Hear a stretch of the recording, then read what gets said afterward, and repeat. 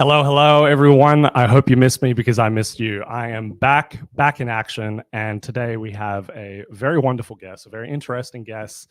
She is the founder and CEO of a company called Bloom Impact, and I am very excited to get involved. They are a somewhat new startup, but getting traction, really awesome traction, accomplishing great things, and not just that, but making a difference. And today, I wanted to introduce you to Camille. Hi, hello. How are you doing today? Good, thank you. Yeah, that's good. We were talking earlier today about just a few moments ago. I thought I'd open the live stream with the following question, and I'm taking it completely from you, but I'm going to take all the credit. If you were to write a book, what would the title of the book be? Oh, that's a good question. It would be unwavering faith and laser focus, That's pretty good. Which is, I think, what you need to build a business. Wow. That's actually a pretty good title. Are you actually writing that? No. That okay? It just came to you. I might steal that one. So if I come out of a book with that, Totally. Yeah. Okay, cool. So I wanted to, before, as for those who've seen the previous live streams, interviews, I want to kind of dig into who you are before we go into the accomplishment that you have built with Bloom Impact. And I guess get a little backstory of what you were doing before you started Bloom Impact. Sure. Let's do this. Share. Where were you? What were you doing? Okay. Why were you doing it? Well, as you can hear, I'm not really from here. I'm French. I grew up in the beautiful French Alps. Very jealous. And I'm not going to go back all the way to my childhood, but I had a business degree. I specialized in marketing and business. I spent roughly 10 years of my career working in digital marketing and e-commerce, working for big multinational brands like L'Occitane en Provence in Paris, and then Michael Hill, the jewelry store in Brisbane. And so that was really a wonderful learning experience. But in 2018, I had a big life-changing moment, which led me to Bloom later. And what happened? So it's actually very simple. Okay. I read a report that changed my life. So in 2018, reading can change your life. Definitely. So I read the fifth IPCC report. So the IPCC is the, scientific body that looks at climate change. I think now people have heard about it a bit more, but back in 2018, it wasn't that well known. And essentially in this report, I learned that we had 10 years to fix climate change before we came to a point of no return, where the world would be truly painful to live in. Yeah. And I think this really shook me, and I could no longer, I was already really sustainable in my life, but I just could not reconcile my work with my personal beliefs. In that moment, what were the thoughts going through your head of why did this one article, why did it push you over the line? That's because in my head, I guess there was a shift between climate change is real, it's a big issue that we all have to solve, and I'm doing my bit, which is recycling and doing all of these little things, to holy moly, this is something we need to fix in my lifetime. 10 years. It's not long.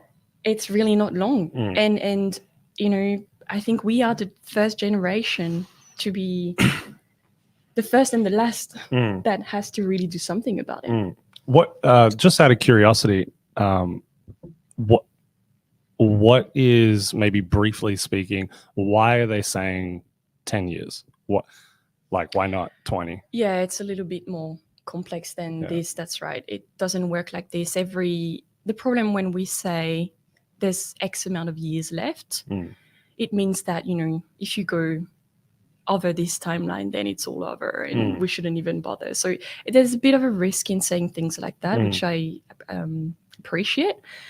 But and every single fraction of a degree matters. Sure. So Yeah, they say this because they can extrapolate trends onto which we are Currently moving. on. Yep. And it's just a prediction with all the data we have available today.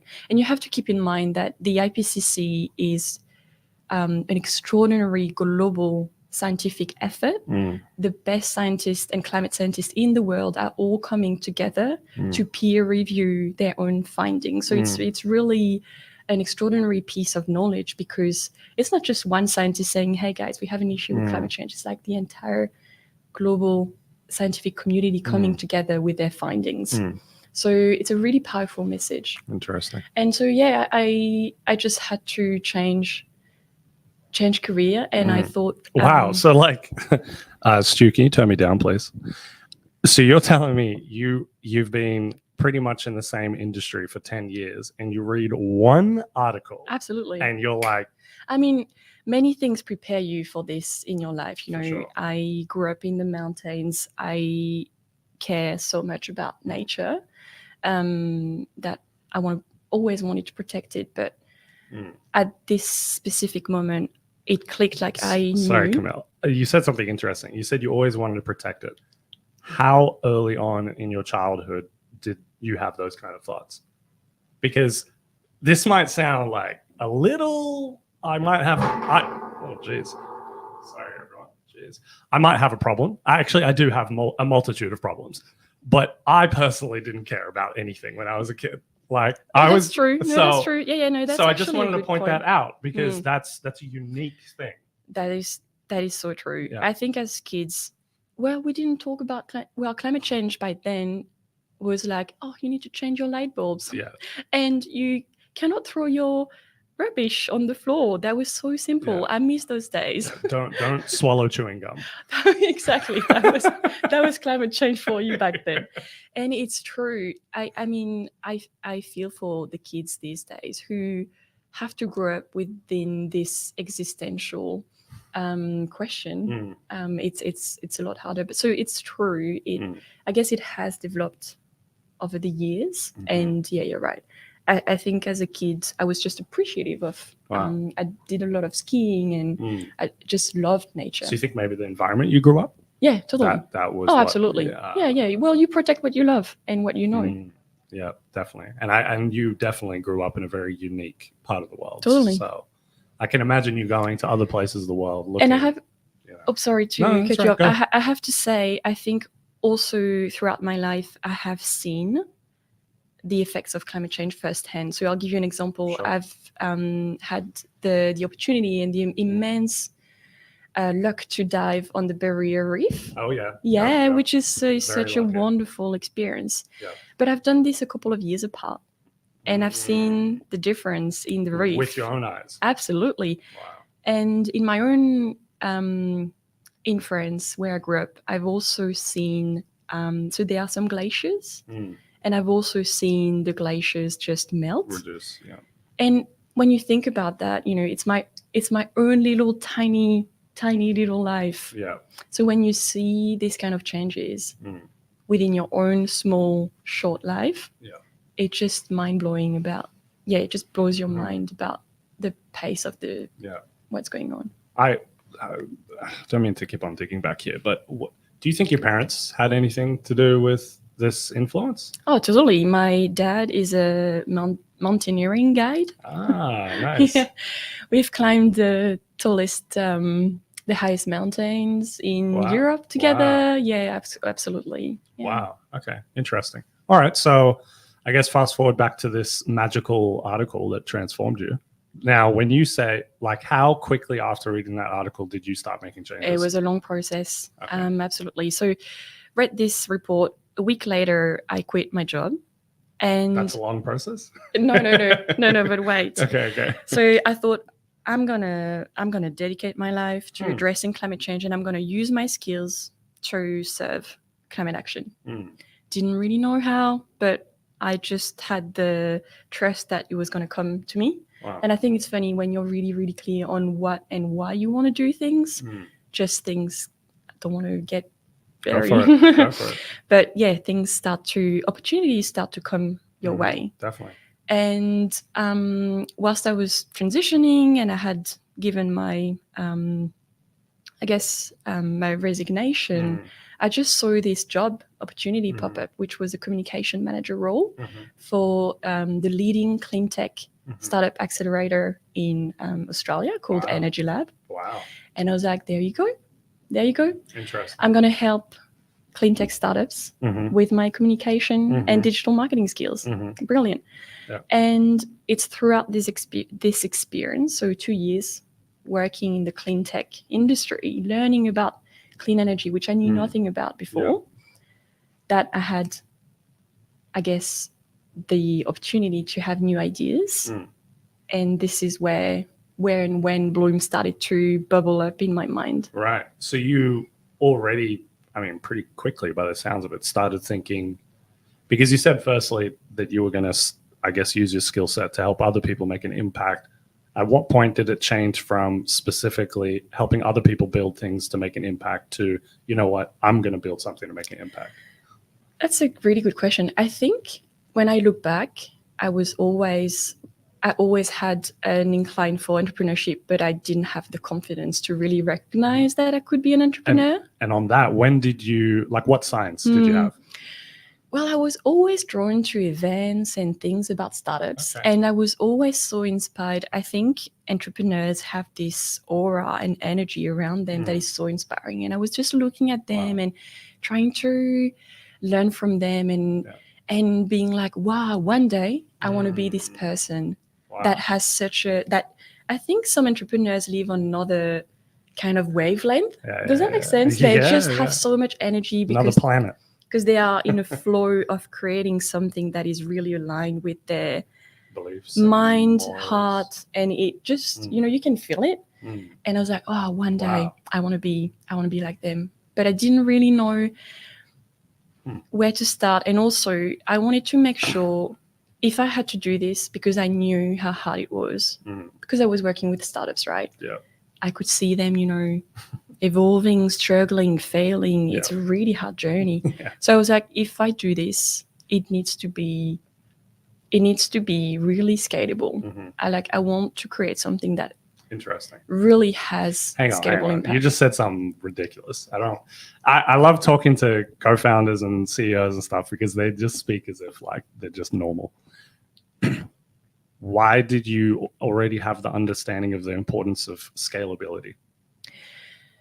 Because when you think for a second about climate change, you can only focus on scalable solutions. Because it's the whole planet.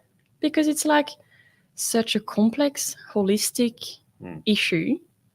And we have, again, remember that 10 years. Yeah. So I had this time frame in my mind. Yeah. And I was like, what is big enough to help solve climate change within a 10 years framework? Yeah. And this is where I sort of eliminated in my mind all the behavior change related businesses. What do you mean by that? Behavioral change related businesses? Let me dig into it. You're going to have to dumb it down for me. Yeah, that's right. So look, a lot of environmental solutions are about helping people change their behavior. Gotcha. But I think changing behavior is really, really hard. I think within the 10 years period, not too short. That's smart. So I was like, what is it? What is it that we can create that doesn't ask people to change whilst still making a huge impact? And I was like, money, finance, enormous potential impact on the economy, potential to drive systemic change. And everyone has money. This is something everyone can relate to. It touches everybody's life. Yeah. Interesting. On that note, do you think there's a stigma towards, I'm kind of skipping forward and then I'll come back, because I'm personally curious, do you think there's a stigma around eco-friendly investing that you can't make as much money through it? Totally. And is that true? No. Why is it not true? Okay. I mean, to be fair, I saw even I looked at the stocks available in Teslas there. So it's there's obviously great companies that I'm kind of answering my own question here, but I would prefer you answer, because you'll answer it much better than me.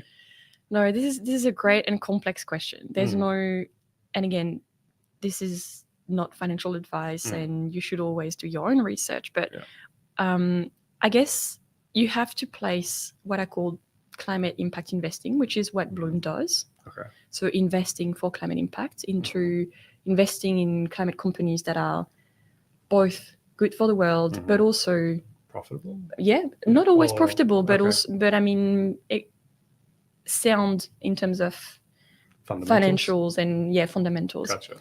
So you have to place this in the context, in the broader context of ESG investing. Okay. ESG investing stands for environmental, social, and governance. Gotcha. Essentially, think of it as a lens to look at what you're investing. And there's a lot of scientific evidence around the correlation between high performance in terms of environmental, social, and governance with a financial performance. So simply put, a company that behaves well in terms of environmental, social, and governance aspects tend to also perform well financially. Gotcha. It makes sense, right? When you think about it. Yeah. So there's evidence of outperformance of ESG leaders compared to laggards. Gotcha. There's also evidence. This one is really interesting for the environment we're in at the moment. Okay. There's also evidence of ESG funds and investments offering better downturn protection, meaning that when the markets go down and when things are really volatile, strong ESG companies tend to have better resilience. Interesting. Yeah. Do you know why that is? Well, I think this is just the simple fact that if you have a sound, if you have strong environmental, social, and governance practices, it often means that you have just rigorous processes. You just care about your stakeholders around you, around your business. Your people are happier probably because they have a sense of purpose. So all of this nurture your competitive advantage as a company, and you just perform a little better. Interesting. That's very interesting. Someone asked a question saying if we're giving away free crypto. I will give away $50 to 2 people if we get 20 concurrent live viewers. So you need to share this YouTube video, share it to your family. This is smart. Spam it to everyone.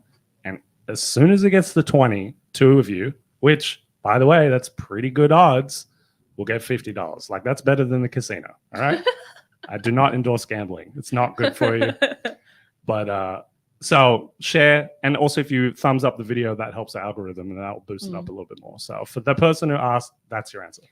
I'd love to add something about the performance, if I may. Yes. Okay. So one thing I'm super passionate about, and I would encourage your listeners to have a look at it, is the long-term opportunity that CleanTech investing offers. So let's define what we're talking about here. So CleanTech is companies that offer climate solutions and technologies that will help, I guess, the world transition towards a decarbonized economy.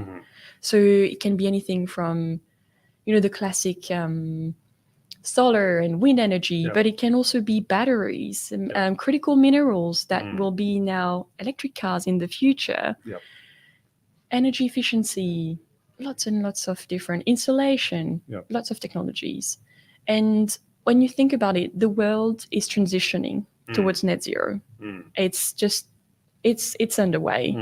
So when you invest in CleanTech, you are just betting on that transition to happen. And there's an index that I love sharing because not many people know about this. It's called the Deloitte CleanTech Index. It's tracking the performance of listed CleanTech companies in Australia compared to the ASX 200. Interesting. And guess what? It has been outperforming the ASX 200 for 6 years in a row. Serious? Absolutely. That's impressive. I know. Not many people know. Yeah, I mean, I think, to be honest, and I'm definitely one of those people at my core, but like I think, unfortunately, eco-friendly investing and the whole climate change thing gets absolutely bombarded in media, highly negatively. And I think, whether we like it or not, media can skew our judgment and understanding of things. And then, unfortunately, to add on top of that, when anything new comes into the world, it's usually not that good, in the sense of, because it's new, it takes time to get the high-level talent. It takes time to get the right people. It takes time to get branding, marketing, the correct information. As you said, very rightfully, behavior definitely takes more than 10 years. Like, there's still a lot of people in this world stuck in 70 years their ways and stuff like that from 70 years ago. And I think it kind of, I think that's kind of what's happening, because unfortunately, the visual appeal of something and the way something's marketed to the mass really matters. And it will, if it's not looking like everything else, in the sense of, and feeling like everything else, which takes time when it's new, because you haven't got the best people in the world working in that industry necessarily yet. But when it's not familiar, it unfortunately stops the mass majority to dive in and research about that particular thing. Have you kind of, does that? It does make sense. Yeah. And I think, and yeah, perhaps you will relate to this with crypto, but I think people invest in what they understand 100%. And what they know. So unless it's crypto, it's easier. Unless it's crypto, yeah. So, but when people just be throwing things on everything. They go, "Oh, Doge, Shiba Inu." That's true, but in the Luna, in the traditional world of investing, of sanity, people have brains. I just insulted our whole customer base. I mean, people have been like investing in things they know, like Google, Netflix, Amazon, because these are brands that we know. And the Australian population is massively invested in property and fossil fuels, BHP, blue chip stocks, right? Absolutely. Yeah. And I don't blame them. Like, who knows? Tell me about an insulation brand. I barely know what the word means. Exactly. Energy efficiency. I don't like when you talk eco-friendly, literally the only thing that comes to my mind is Tesla. That's electric cars. And, that's right. And can I just say, this is getting me excited now. Back to my previous point. That's exactly what I'm talking about. Tesla is the first eco-friendly focused company that looks and feels like everything else, but is doing a completely different mission, 180 in the other way. And what's crazy is, see, this is the importance of being just a magnet of, like, people want to hear you speak. Elon Musk, this is crazy. I don't know if you've thought about this. This is just coming to my mind right now. We're going. This is, where are we going? Check this out, right? Literally, people are pouring in their life savings into Tesla, not even because they believe in the future of eco-friendly, because they believe in Elon and Tesla, not electric cars. Yeah, totally. It's literally Elon and Tesla. Totally. And that is a perfect example of the importance of looking and feeling like what is desired in the market. And it's like you need to almost package yourself to kind of trick people. Make it sexy. Exactly. Totally. Put some lingerie on it. Exactly. On the stock, not on me. That's definitely what I meant. So I find that so interesting, because it just clicked in my head of, like, I love Tesla. Like, Tesla's so attractive. Elon Musk is just, when you hear him speak and this and that, and just the whole experience of Tesla is very attractive. But literally, what? No, I mean, what's going on? I understand, but I'm frustrated when I hear this, because, and this is exactly what I want to do with Blue. I want to show the world that there is so much more than Tesla. We have incredible companies here in Australia in waste management. Like, what are they doing? Can you, like? I mean, Sims. I'm going to give you an example. Sims. What's that? No one knows about it. Like the game? No. Oh. It's a metal and cloud infrastructure recycling company. It's a giant. They do recycle metals. Okay. Absolutely enormous opportunity globally. Right. They are doing great things. They have really strong financials, beautiful company. And that's what I mean. Like they are not particularly sexy because they don't, as consumers, we don't do business with them. But my goal is to promote these companies and show the world that they are doing wonderful things and we should support them. But unfortunately, like no one wants to hear about recycling. Well, no, I think it's also the harsh reality of the market. The market doesn't care about your race, your gender, your beliefs, your religion. It just cares about, like, it just has a demand. And I think what a lot of companies lack is just, rather than fighting against the grain per se, like just realizing that you got to have that sex appeal like Tesla.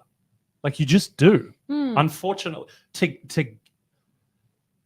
it's almost like a trap of like, we're doing amazing things, you just don't know it yet. We know we're not you and I, we're not attracted to each other, but if I dress up a little bit for you into what you're into, you're gonna come in and you'll be like, because it's like it's all right, I need to stop. But that's kind of, I just think that's what it is. And just seeing from my perspective, like, honestly, I mean, hearing you speak, I'm like, oh, that's interesting. Like, I didn't even literally, and this is crazy, until I had this talk with you today, I never, in the however long Tesla's been around, ever thought of it as an eco-friendly company. Literally. I just didn't. I just saw it as like, oh, Tesla. A car. Elon Musk. Car company. An amazing company. A revolutionizing company. Never thought like, electric car company, but never it's like. But how about NIO, BID? There are a ton of other. I don't know what those are. This is I don't know. Amazing electric vehicles companies. I mean. So other, no electric transport, fascinating. It is. Huge opportunity. Yeah. But, that's just kind of, I think that's super important to package the goods in a way that's receptive to the masses in order to kind of, educate them. That's true. And help them kind of in this journey, because, people are stuck in their ways for the most part, and it can be tough to pull them out. And on that topic, actually, how has that journey been? Because I'm sure not all of your customers were already just, eco-friendly. Like, I'm sure it might be a small segment, but can you talk about the people that you've experienced that were not into eco-friendly, and that, how do you as a company, as Bloom Impact, do that? How do you educate people? Yeah, that's a great question. So again, just taking a step back to explain a bit to your listeners what we do. We help people invest in CleanTech and clean energy projects. And we have our own managed fund, and we have our own investing platform. Okay. So we have sort of two types of customer profiles. We have the young adults who is concerned about climate change. What's the age on that, roughly? Well, I mean, 30 to 35. That's young. Yeah, Nice. I mean, that's good. Still young. Yeah. So someone concerned about climate change already does lots of little things, but wants to scale their impact. And so they find that impact investing is a way to do that.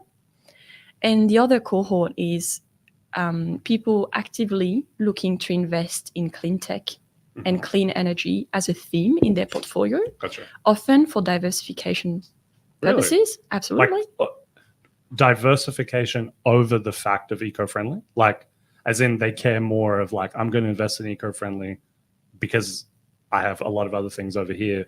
Absolutely. Yeah. Really? Totally. Oh, yeah. Interesting. Well, have you heard of the term climate risk? I've heard of it, but I would like an explanation. Yeah, it's probably a bit technical, but where this is the idea that some assets and things we invest in are at risk of losing an enormous amount of value because of climate change. Think of it. Extreme weather events, global heat. It costs billions to the economy. Think of the recent floods we've had in Australia. Insane. That's right. So think of the value of insurance companies and Gotcha. There are entire industries that are threatened and that will be losing. Or think about coal companies. They are about to get disrupted. Right. They will lose value over time. I gotcha. That makes sense. So smart investors, people who don't care necessarily about climate change, are going into ESG investing, are going to CleanTech investing as a diversification to future-proof their portfolio. That says a lot. Absolutely. That it means the fundamentals are real. That's right. Well, when you hear Larry Fink, Larry Fink is the CEO of BlackRock. Oh, okay. BlackRock, as you know, is one of the biggest asset manager in the world, 7 or 8 trillion under management. Might be the biggest. The biggest. Yeah. Well, Larry, my friend Larry, Go Larry. thinks Shout that out to Larry. thinks that the next billionaires will come from the clean energy industry. Really? Yeah, have a look. He said that. Absolutely. Interesting. That says a lot. And he announced, have a read at his letters to CEO. So his letter to the world, essentially. Yeah. He announced that sustainability and ESG was going to be a strong focus of his firm moving forward. Wow. Yeah, absolutely. Because it's just future-proofing his assets. Interesting. That is very interesting. I mean, even in our area with crypto, we're noticing a demand for eco-friendly crypto. I mean, some exchanges even have eco-friendly bundles where you buy into kind of a mix of assets, and they're all focused on eco-friendly initiatives and things like that. So even it's quite interesting even seeing that in the crypto industry, in a sense, because you wouldn't think that that's the case, but it seems to be growing fairly rapidly in crypto. So that's quite interesting. But anyway, so Bloom Impact. I've kind of chopped up this interview quite a bit. I'm kind of going all over the place, but we'll rewind a little bit, if you don't mind, of when did you start Bloom Impact and how did you come up with, because you were talking about scalability, that. How did you transition to starting this company of yours? Yeah, that's a great question. So I started in 2019. Okay. But it was a very, very progressive process, meaning that I was doing this on the side on weekends, and then 1 day a week, and then 2 days a week, and then full time. Yeah. So hasn't happened like straight away. The idea came from both a huge personal frustration and seeing a huge gap in the market and opportunity. I'm going to start with the opportunity. Okay. I was, like I said before, working for EnergyLab, and I was just learning a ton about clean tech and clean energy, and I was just recognizing the huge macro opportunity of investment opportunities in solar farms and wind farms and the sort of returns that these projects had. Yep. So my mind was blown away, and I was like, wow, the wealth of tomorrow is coming. It is going to be coming from these new technologies and energy. The world is about to ditch fossil fuel. Wow. And the wealth of yesterday is going to be disrupted. The second thing I was seeing is a wealth transfer from old generation, our friend baby boomers, to millennials. And millennials invest totally differently to baby boomers. Yeah, they put it all in crypto. Absolutely. And they do not really love... Shout out to the millennials. They love doing their own research. They are passionate about investing. They don't necessarily go through advisors. So it's very different. It's a very different profile.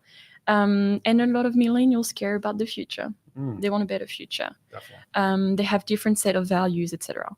Now, the frustration came from my own journey trying to invest in clean energy projects, like solar farms and wind farms or innovative clean tech companies. I really wanted to put my savings into it, but there was no way.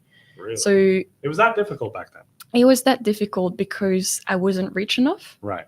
And I'll explain why. So most impact funds in Australia or clean energy projects are only accessible to wealthy, sophisticated investor. Gotcha. It's got minimal requirements. That's right. So a sophisticated investor in Australia, it's a fancy word to say it's not sophisticated as in you are very knowledgeable. You drink tea like this. No, it's not about that. It means that you have a 2.5 million net wealth. Oh, okay. That's a small to portion. Help to get into climate. Exactly. That's intense. Okay. So this is because typically these assets are illiquid and, it's a legislation to protect the investors. Gotcha. And if you want to invest in clean tech innovative companies, you invest in startups, and startups are highly risky. Sure. And, I didn't have enough savings to do that. And I was like, well, this is a shame. There is nothing in the middle. That's so strange. There's I was looking at ETFs, I was looking at products, but all I could see is greenwashing. I downloaded the holdings of the ETFs and I was like, green ETF, really? Microsoft, Apple, Google? Yep. That's not what I'm about. How about those waste electric vehicles companies that I want to invest in? Where are they? Yeah. And there was nothing simple and easy to invest in. So I was like, well, I'm going to create something that makes it easy and accessible to invest in, not only in climate impact companies, but also clean energy projects. So solar farms, wind farms, recycling facilities. Gotcha. These are infrastructure assets. So real projects in Australia. Not like most crypto coins. That have a very different investment profile. So typically these are defensive assets. Yeah. They return, somewhere between 4 to 10% per year. Like a normal, healthy operating company. Yeah, exactly. But they do good in the world and they are fairly, 10's pretty good. 10's a lot. That's, okay. So what, how, keep on going? So how did that all happen? How did you start? How did you build? I mean, building an app isn't easy. Like what? Not at all. It was a long journey. So financial services in Australia. The world of crypto is very different. It's a bit less regulated, a lot less. I'm going to say a lot less regulated. There's a lot of wildness happening around. Exactly. Retail investing in Australia, so highly regulated. So you have to. It's a long journey until you can actually build and sell a product to the Australian market. Gotcha. It's all regulated by ASIC, and you have to go through a lot of hoops. So I started small. I started building a community, essentially doing things we're doing today. Yep. So building a community and hosting events on sustainable finance and impact investing.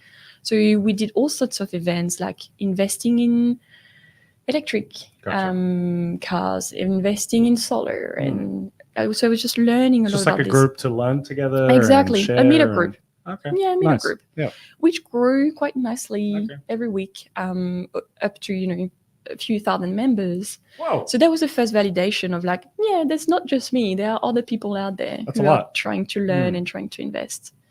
And then I went through a couple of startup programs with my company, building all the business plan and financial model and making it work. And back in 2020, I think, or 2021, we launched a website and a wait list.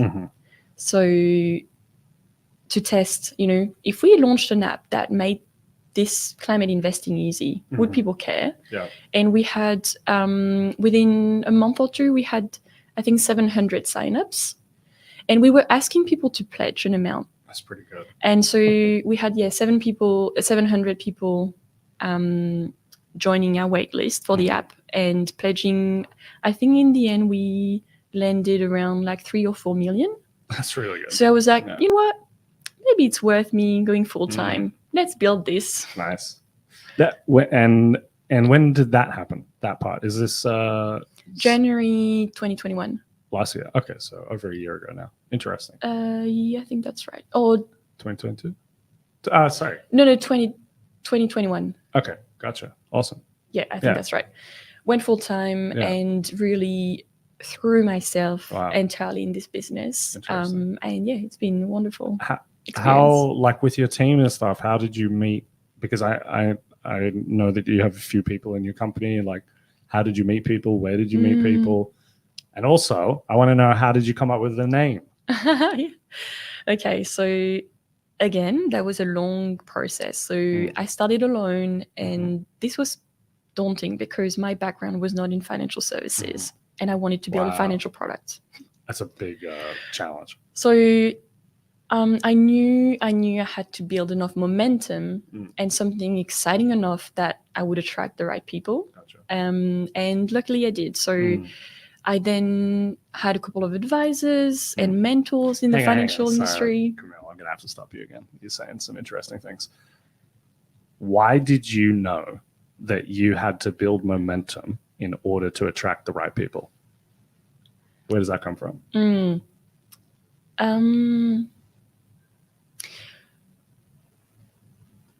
Well, I think people have to believe to be interested. And people can believe when they see facts. Gotcha. And the facts around you building something interesting is all about traction. So I had to demonstrate that I had a community, that people cared, that if we were to build this thing, this investment platform, people would... It's going to work. Exactly, it's going to work. Gotcha. And I had to do this before finding the right people to build it, if that makes sense. So it was a bit of a catch-22. It makes sense. I just don't think you understand how special it is what you're saying, because not too many people think like that. Even as founders, they a lot of I would say the majority even kind of try and build a team and they scrap it all together and you just try to make it work.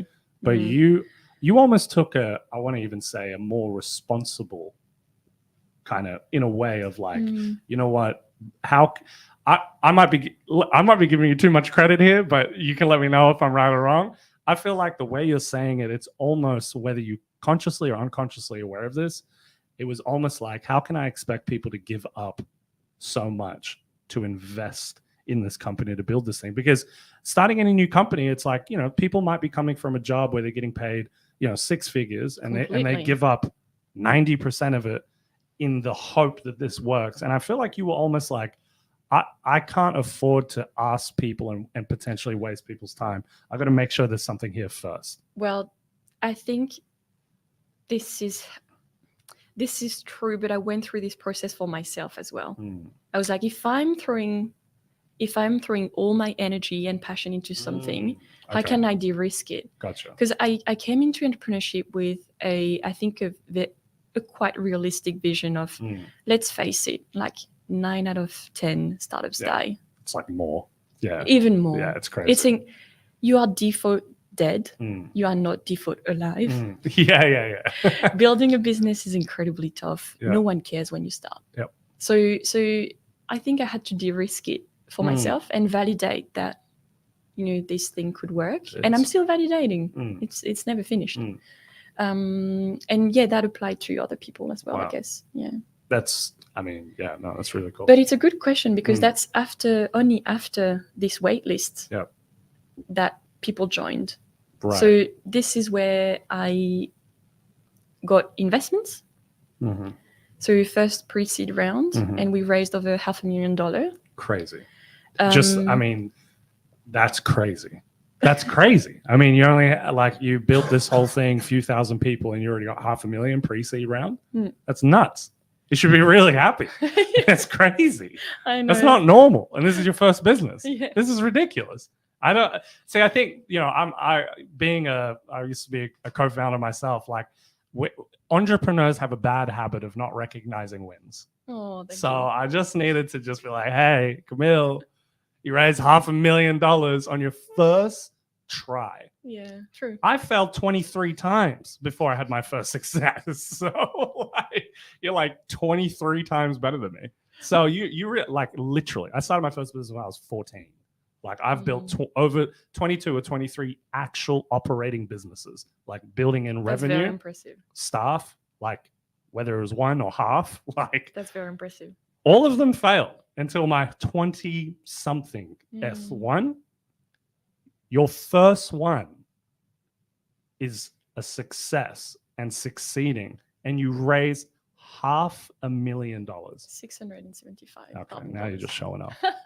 You got to be humble. Jeez. No, that's, it's congrats. It's a huge thing. And you're talking about continuing to validate. I mean, people are willing to part with their hard-earned money. That is a high level of validation. So I will just add a little something. I think sometimes the world of startups glorify raising money. For sure, yeah, 100%. And I'm trying not to, focus too much on this. I think it's a lot more impressive to have happy customers. For example, this is the hard work, and delivering true value to your customer is something I'm even, this can make me really proud, because I know it's really, really hard. Spoken like a true founder. It's not about the money. It's about making a difference. It is. No. I mean, obviously your driving force is to make a difference. I'm just being a little, just trying to make a joke. But, so you're raising over $500,000. When was that? Last July 2021. Yeah. Okay. Wow. And then once we've done this, my co-founder, who's also my partner in life, nice, kindly joined. That's nice. Yeah, Look at that. Oh my God, that opens a whole nother thing. So he kindly gave away a really lovely, high-paying job in engineering to join me. So I would have not been able to build what I've built without him. You're gonna make me emotional. Oh, I know. And he's built by himself, just one person, the whole app, investment stack. So from the cybersecurity to the front end to the back end, everything. You must have been working a lot. Yes. That's crazy. Wow. So he joined me. We raised money. He joined me. He built the app. We tested it with our community. And then we launched in April 2022. Wow, so it's just launched. We're 3 months old. And I saw a post, 1 million invested already. Yeah, that's right. Over 1 million. Yeah. Already. Yeah. That's how does that make you feel? It's a wonderful feeling. Look, at the purpose of Bloom is to move millions away from fossil fuels into climate impact assets. And the idea that we've already moved 1 million is a wonderful feeling. Not so much for the number, but for the impact that it makes. The impact definitely. And the things it's going to create in the world. So it's a wonderful feeling. And look, 1 million sounds like a lot, but we have a long road ahead. The world, just to give you an idea about the amounts we're talking here, the world needs to move $2.5 trillion every single year if we want to have a chance to transition the world towards a net zero carbon economy. 2.5 trillion per year. Wow. So 1 million is tiny, microscopic in the face of what we need to accomplish. But it's a start. And what makes me really excited is that we have all sorts of customers, people who start with $500 and people who are able to invest a couple of $1,000. So it's really exciting to see that people are coming together, investing for one purpose and building wealth together. Yeah. Wow. That's we just have someone banging on our floor. I apologize for that. If you guys can hear that, just ignore it. Pretend it's not there. On that note, so I mean the journey's, I guess, really started now. And a lot of work to be done. What would you say to people watching who are thinking maybe this is worth researching? Where should they go? Do you have, I think you have a blog on your website, or is there, maybe there's a documentary that you think if people watch it, it'll hit them? Or where would you advise people to start their journey to learning about this type of stuff? That's a great question. So I actually think that the content and information is kind of lacking online, unfortunately. So I would, of course, and this is something we're passionate about. So we create a lot of content for our community. So jump on our website and join our webinars. We have monthly educational webinars, free events where we talk about impact investing and investing in clean tech. So come along, it's free, and you get to learn about it in your own time. Can we put the link of bloom-impact.com.au or just .com? Yeah, .com. .com on just in the comment thing so everyone can click it. It's bloom-impact.com. You can also subscribe to our newsletter. Again, every month we share the top information about clean tech and climate finance. So that's a tip. And then for inspiration about, what does it look like to invest in clean tech, jump on the Deloitte Clean Tech Index. They do a quarterly report and they have a list of companies and you'll see the breadth of things you can invest in this space. Interesting. Okay. I think maybe to finish up, we'll open up the platform for questions that they have for Camille. And while people are throwing in their question, oh, that was quick. Oh, French. Oh, look at that. De rien. What does that mean? Can you translate? Merci Camille, tu es formidable. It means thank you, Camille. You are great. You are amazing. Oh, that's nice. Formidable, actually. That's wow. Okay. Thank you, Stephen Roberts. Thank you, Stephen. It's very sweet. But preferably questions. So while people, thanks, Running Bitcoin. Appreciate it. I'm glad you like the set. It's just the beginning. It's going to get even better and better and better, and things are just going to be more awesome. So anyway, while people hopefully put some questions in, if you have tough questions, send them through.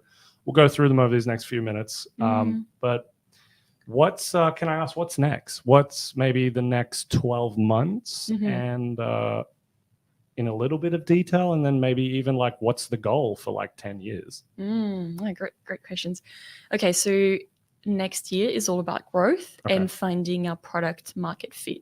Gotcha. So it's fancy startup speak to say we want to make sure that our product actually delivers value to customers and that we find just the right little alignment between our platform and what people want. So there's going to be a lot of refinements and testing around our product and our customers. Gotcha. We are actually raising capital for our own company at the moment. So this is all about fueling the growth of our team, the growth of our operations. We want to expand. We want to measure our impact even further. We want to have more resources to manage our portfolio to make sure we deliver the best returns possible. Awesome. Lots of exciting things. We are looking at new things to invest in that are really exciting. Like, are you looking into crypto? Not yet. Well, actually, it's funny you ask. I'm investigating, I guess, blockchain-enabled carbon credits. Wow, interesting. Okay. So, carbon credits is a market like other markets, and I'm looking at impactful ways to invest in it. But it's interesting. It's complex, so taking my time, making sure that we invest in the right things. The last thing I want to do is speculate on carbon credits. And we're not really in the world of derivatives. So just making sure that we invest in the right things. Interesting. Okay. And what's the 10-year ultimate outcome? What does Bloom Impact look like? Okay, so in 10 years, I hope that impact investing is just normal investing. Okay, wow, that's a big... We've almost made ourselves redundant, that we have moved billions in climate impact. Love it. And we have helped our customers build wealth. So our investment timeframes are 5 to 7 years. Okay, Long-term investing, a bit different to crypto investing. Well, for the most part, unfortunately, I think there's a very unhealthy short term. It's something we talk about on these podcasts sometimes, of just trying to remind people that you got to look long term. And a lot of crypto is nonsense. Thankfully, most people understand that. But there's the good ones is just like any other company. it's long term. Oh, You totally. can't expect. Otherwise, it's kind of like the lottery ticket. And It's a whatnot. I mean, gambling. Yeah, it's a 100%. difference between gambling and investing. Totally. Big difference. Yeah. So okay, so billions. And yeah. we truly hope that we helped people own and benefit from the clean energy transition. Love it. Meaning we help them build wealth. We help them diversify away from risky fossil fuel assets. Gotcha. Yep. And we hope that in 10 years, if I sit again on this couch with you, instead of saying, I hope it's not the same. No. Well, maybe a bigger room. I hope that, you know, if I have this interview again, people have many more companies to talk about than Tesla. Yeah, that would be great. That would be amazing. A whole world full of Tesla-like companies. Full of companies actually making the world go round and making our life cleaner, easier, you know, more electric. I'm not talking about, I think with the environment, often people think like, oh, I need to change my life. I need to reduce what I'm doing. I'm talking about a better future. I'm talking about a future where we do what we do today, but in a more responsible, smarter way.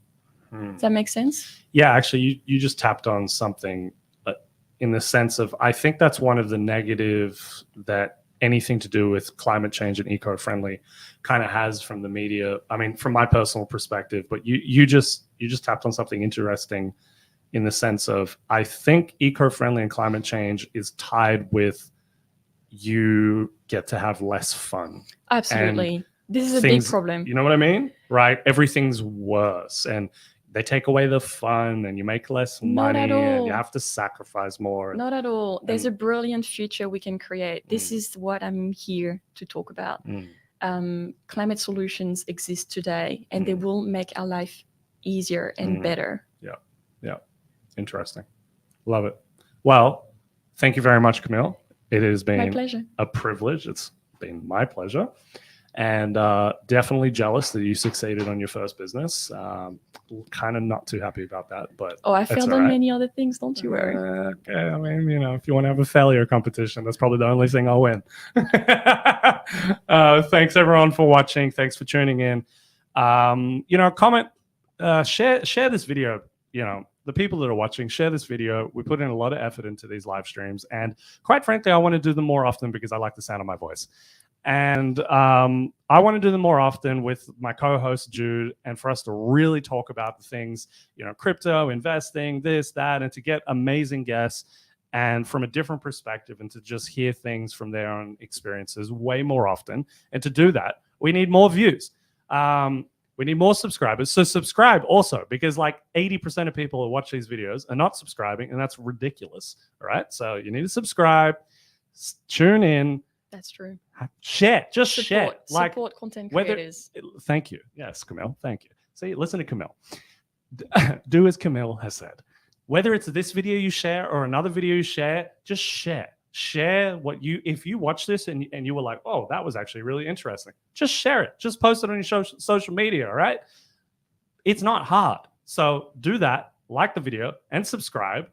And the more we do that, the more giveaways we're going to be doing. And I'm going to get crazy on the giveaways, all right?